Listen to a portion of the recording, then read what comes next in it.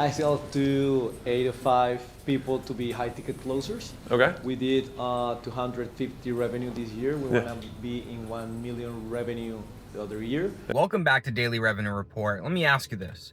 What happens when a struggling business owner challenges Alex Hormozi live on stage and gets absolutely dismantled?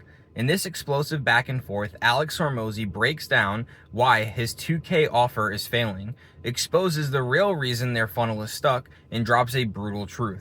They are massively underpriced. Watch as Alex Hormozi turns confusion into a $6,000 to $10,000 opportunity in real time and shows exactly how to scale to $1 million fast.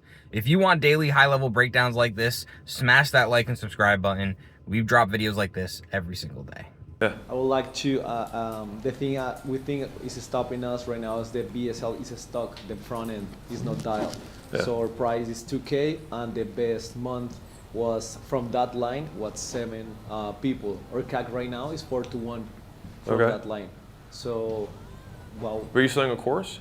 Yes, like a digital product course. Yes. Yeah, but you're selling over the phone? Yes, BSL setter, closer. Yeah. I think you're mispriced. So typically phone sales products start at around $3,000. If you're doing it like an automated sales machine, like you actually have a straight VSL to a checkout page, is usually where you'll be in that sub 2,000 range. And so you're right on that cusp where it probably makes more sense to be selling at like a 5 or a 6K price point. And instead of selling the course, ask the question like, what would I need to add to this thing to make it worth $6,000 or $8,000? Because you're already getting the people who want that help, and you're giving them something that's moderately valuable. Let's be real, 27% of them are going to make a login.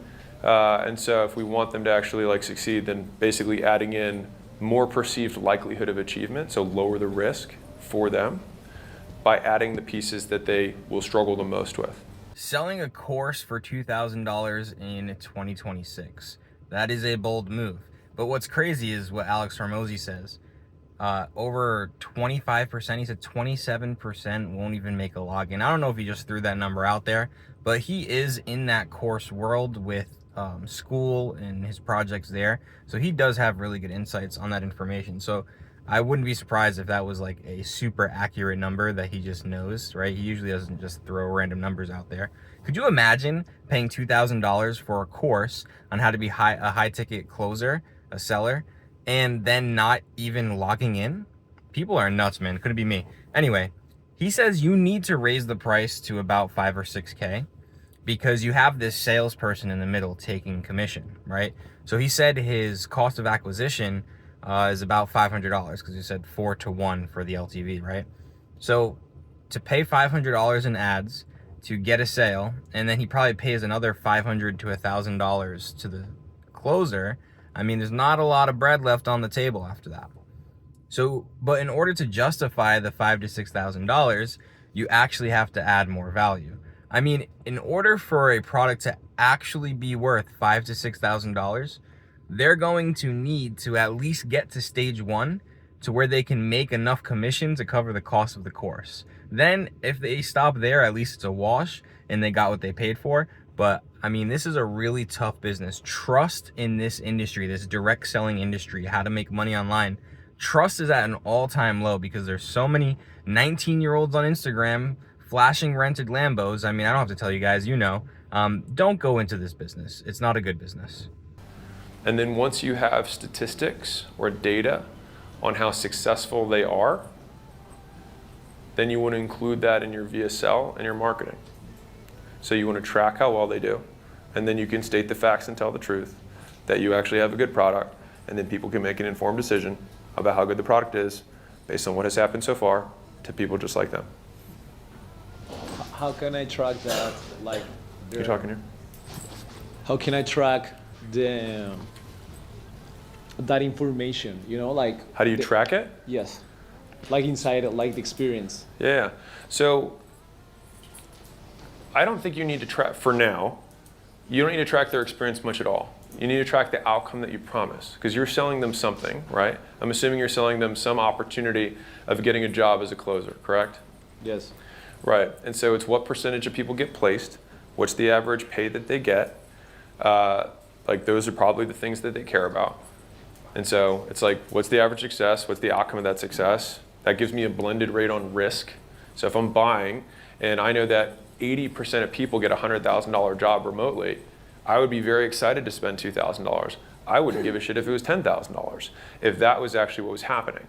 And so a lot of you guys can probably increase how much you pay by increasing the perceived likelihood of achievement by simply making the product better. Not only should you not go into a business like this, if you're thinking about spending $2,000, never mind $5,000 or $6,000, to get into a high-ticket sales training program that possibly could place you, don't go with this guy. He just asked Alex Hormozi how he tracks the success rate of his students in order to create testimonial videos. That's the most basic thing in business, especially in this industry and in this niche. And yet, this guy is selling, at his highest month, 7 people on a $2,000 course. Be very careful out there. Do your due diligence. Look, there are some people who are very legit in what they do. And not only can they teach you, but they have connections with companies and can place you in a high-ticket sales role. But think about this, most high-ticket sales roles, they're not having you pay to get in there. They are begging people, good salesmen, to get onto their team. They pay commission. It's not like they're spending a ton of money training you and they're not giving you a salary. Why would anyone want to pay $2,000 to get into a job that you're not even guaranteed to make really good money at? Just think a little bit before you make these decisions. We've all been there. I've done it, but be better, do smarter. Does that make sense? Thank you. Yeah, you bet. And it's normal to start with lower pricing in the beginning. You also have lower CAC in the beginning too, so that's also normal. Like whenever you launch a new product, you're like, we're going to kill it, and it's because you always have the cheap, the very easy customers that are 6-inch putts, that are, they already know you, they like you or whatever, they follow you for a little bit, and so they just hop over the buy line. It's very easy. But when the guy's over there, there's a lot more work that has to get put into it. And so I'm a big advocate of have low CAC, have a low price, get the early results. With the halfway point results, like I told you guys yesterday, it was like, it's going to be 65. I'm pricing it at 45 now. And as soon as I have like a full year or close to full year data, I'll bump it. Because I already know that I want to make sure that just my price to value discrepancy is wild. The first people who took a shot when I had 0, I was like, hey, this is going to go way up.